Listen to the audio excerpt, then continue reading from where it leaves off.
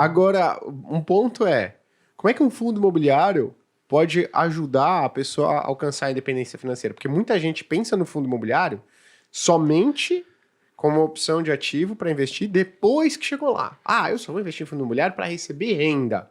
Né? Mas como é que ter exposição no mercado imobiliário pode fazer com que a pessoa, né, alcance bons resultados? E, obviamente, né, trazer um pouco do seu background aí. O que você já viu de resultado de investimento no mercado imobiliário? Tá, vamos lá. E aí eu vou emendar a resposta que você me perguntou, os dois itens que a gente olha aí para tentar fugir de roubada, né? Não tem como eu não olhar para a minha história, né, para responder essa pergunta, né? Eu passei mais de 15 anos dentro de um fundo de pensão, um fundo de pensão de capital privado do país, e boa parte disso na área imobiliária, né? Fazendo lá a gestão do portfólio imobiliário.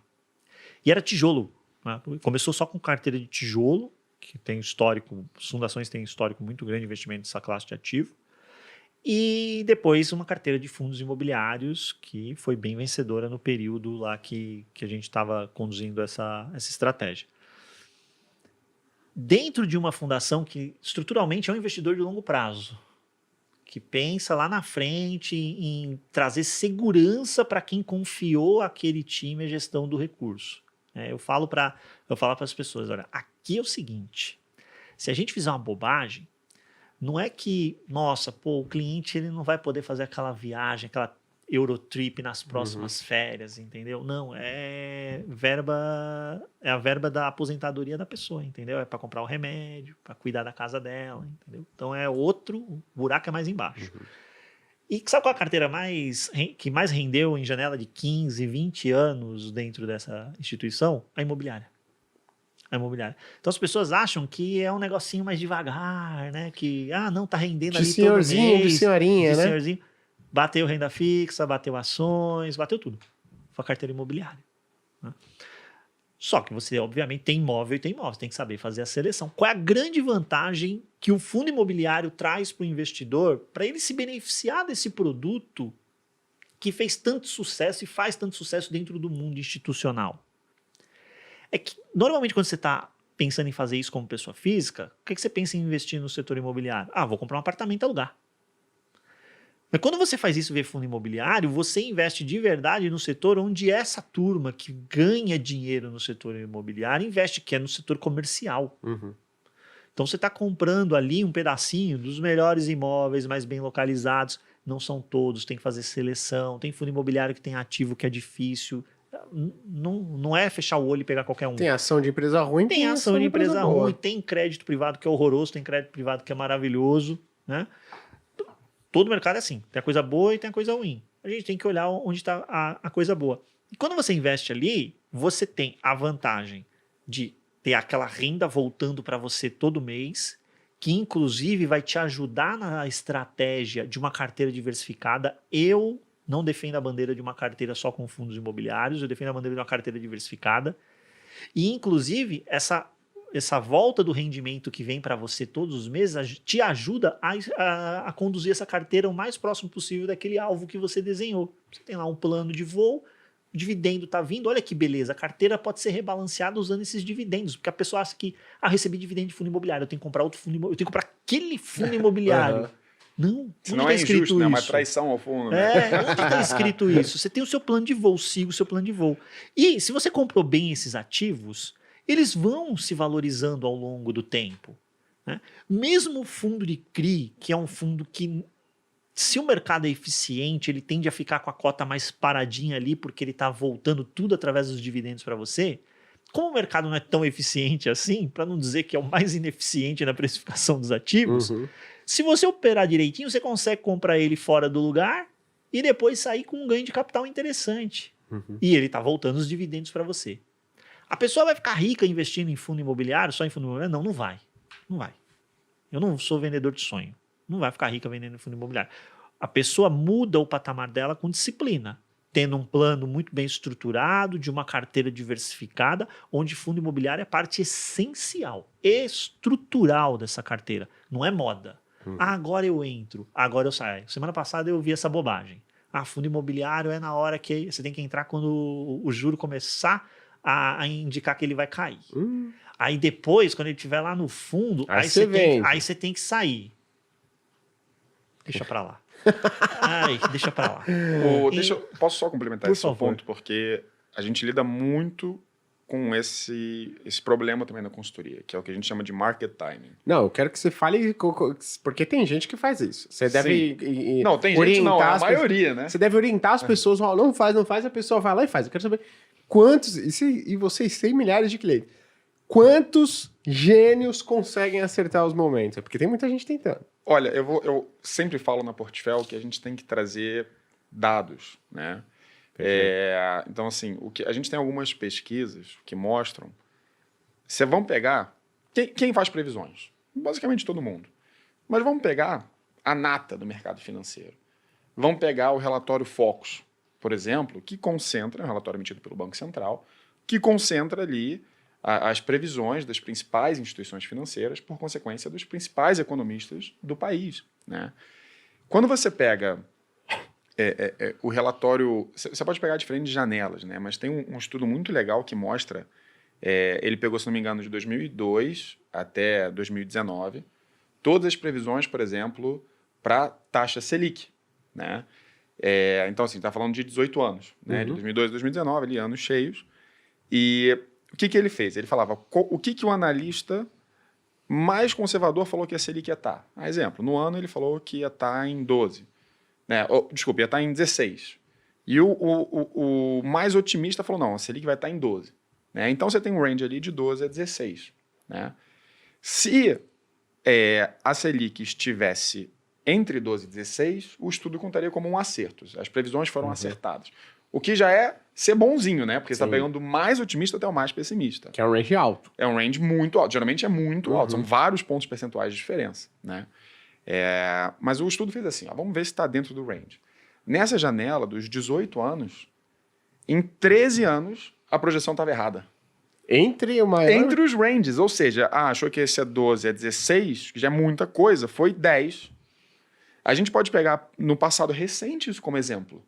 Então, assim, dos 13 e 18 anos, os principais economistas do país erraram com consistência quando seria a taxa Selic. Isso se repete para dólar, isso se repete para uma série de outras variáveis. Dívida pública, que até 2 anos atrás... Taxa de desemprego. Exato. Vamos pegar, por exemplo, 2021. Né? Quem acreditou que a taxa Selic ia subir da maneira como subiu. A projeção era ficar em 2%, 3%, ela disparou. E 2022 a mesma coisa. E aí eu volto para junho de 2022. A inflação, se você pega naquele semestre, né, o semestre do começo do ano passado, a inflação estava disparando, já estava, se não me engano, na casa dos 6%. E aí todo mundo queria investir em ativos atrelados à inflação. Vocês lembram? É um passado recente. O que aconteceu nos 6 meses seguintes que nenhum especialista falou que ia acontecer? Deflação. Os próximos meses todos foram de deflação. Então, acertar esse momento, se os maiores... E assim, não sou só eu que estou falando, tem os estudos, os maiores investidores do mundo falam, Howard Marks fala isso, Warren Buffett falam isso, né? Peter Lynch fala isso, é impossível prever variáveis econômicas. E aí, entrando no ponto do fundo imobiliário que o Ricardo mencionou, é que não é que o fundo imobiliário se valoriza quando a taxa de juros cai. O fundo, né, a classe de fundos imobiliários se valoriza quando a perspectiva de juros é de queda. Ou seja, não é assim, ela caiu, depois sobe. Senão seria muito fácil, né? É assim, o consenso do mercado mudou, ou seja, ela vai cair em tantos anos ou em tantos meses, aí os fundos imobiliários sobem. É de um dia para o outro. Sim. Então, assim, poxa, vi aqui no relatório Focus que vai cair, o fundo vai subir. Não, porque o mercado, ele precifica as expectativas futuras. Sim. Então, se fosse simples assim, né, Ricardo? A taxa está em 2, vamos comprar tudo. Não é, né? Você tem que, na verdade, adivinhar quando vai cair. E você não tem que só acertar quando vai cair. Você tem que saber isso antes das outras pessoas. Ou seja, você tem que saber melhor, se podemos dizer assim, saber mais, saber melhor, e saber mais rápido do que todo o mercado inteiro. Você tem que saber mais que o Stuberger equipe, que o Rogério Xavier equipe, que, todo mundo e equipe, viu? Falando dos brasileiros. Falando dos brasileiros. Isso, sem considerar... Você deve ser muito bem-vindo na Faria Lima depois de falar aqui que todo mundo erra tudo, hein? Não, veja bem. Tô brincando. A gente acredita, né, que market timing, tentar adivinhar para onde o mercado vai, é uma estratégia que, no longo prazo, se mostrou inefetiva. Tem uma infinidade de estudos mostrando isso, o que não significa que você não consiga montar bons portfólios de investimento resilientes a diversos momentos de mercado, que é o que o Ricardo faz, né? Fala assim, poxa, olha só, a gente tem aqui esse fundo imobiliário que tem esse problema. O que eu estou discutindo não é qual fundo imobiliário é bom ou ruim, mas são as pessoas que querem colocar ou tirar na classe fundos imobiliários de acordo com a projeção delas de mercado. Sim. O que pode ser muito perigoso. Obviamente, a pessoa que está me escutando pode falar, mas eu sou gênio e bato? Tudo bem, pode ser. Mas eu não conheço, e a gente conhece muitos profissionais de mercado. Sim, né? Se você pegar nos últimos 36 meses, 3 anos, né? Metade desse período praticamente metade, acho que é Selic em 2 dígitos, praticamente metade. O IFIX apanhando, né? Sofrendo, ainda positivo nessa janela de 3 anos.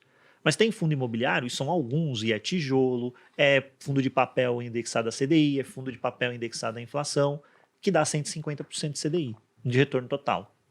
De retorno total. Dá mais até do que 150% de CDI, de retorno total. Então, se eu fosse... E ainda tem a isenção tributária dos dividendos. Exato. Se eu fosse ligar para essa questão do market time, eu estaria fora desses ativos que estão dando esse retorno espetacular nesse período. Né? É óbvio que você tem que saber manejar essa caixinha de acordo com o ciclo. Não é que você compra aqueles ativos e fala, pronto, é isso aqui que eu vou carregar e não interessa o que acontecer com o mercado. Lógico que não.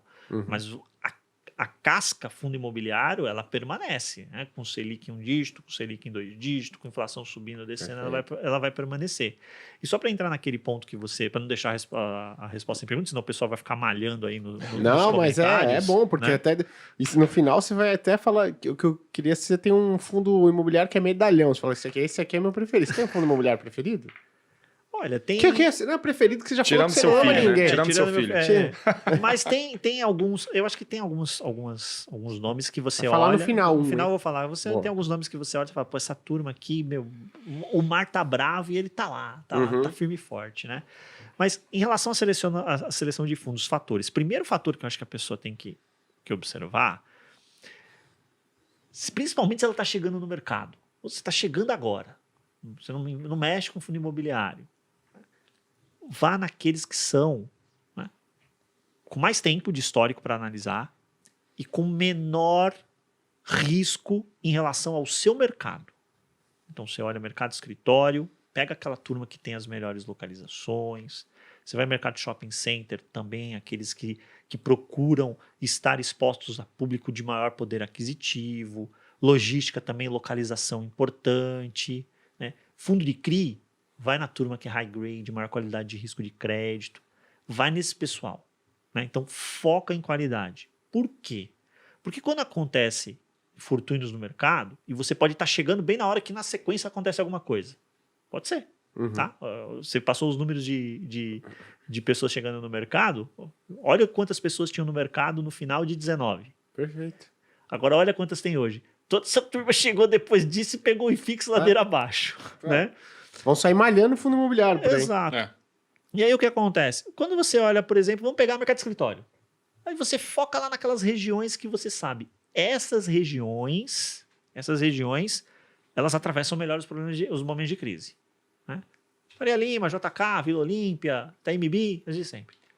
Pô, sofreram na pandemia? Lógico que sofreram. Vacância subiu lá? É lógico que vacância subiu. Mas recuperou mais rápido? Recuperou. O preço do aluguel já está inclusive em patamar acima do que estava antes da pandemia. Vacância baixinha, super controlada. Né? Shopping center, mesma coisa. O pessoal achou que o shopping center ia morrer na pandemia. Né? O novo normal não é tão diferente do antigo normal. Né? Exato, só esqueceram que as pessoas deixaram de ir no shopping porque elas foram proibidas de ir no shopping. Não foi porque elas não queriam ir no shopping. Né? A partir do momento que você liberou, adivinha o que aconteceu? As pessoas voltaram para o shopping. Né? Mas também, pega aquele shopping já maduro, consolidado, que você sabe que tem fluxo, que está indo bem, né? Que ele domina ali na região. Vai nessa turma. Cuidado com a sedução do dividend yield, porque dá para mascarar muita coisa aí, mais ou menos, com um dividend yield sedutor num curto espaço de tempo. Até um pouquinho mais de tempo, até lá, dependendo do que você que você passar ali no produto. Mas uma hora isso daí vai deixar de existir. Né? Tem produto que está alavancado, tem dívida, então aquele dividend yield está sendo sustentado por uma dívida que ainda não está sendo paga, vai ser paga depois. Né? Detalhe.